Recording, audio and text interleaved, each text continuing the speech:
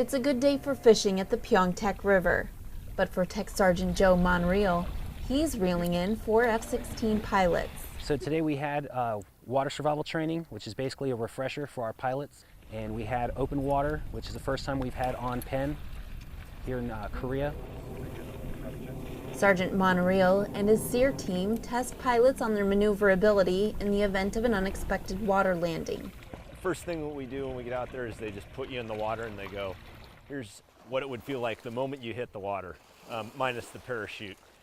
So some swim strokes, go through that, and you've got this giant inflatable, and so it's uncomfortable to swim. You've got your boots and your flight suit, so you can see how mobility would be difficult.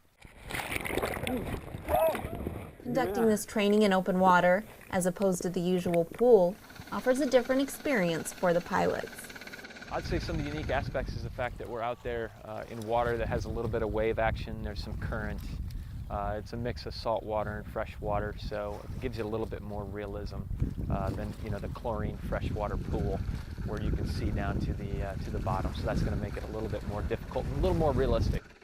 And providing these opportunities is something Sergeant Monreal also appreciates. We get to come out here, out of the office, gets us away from our desks, into the environment.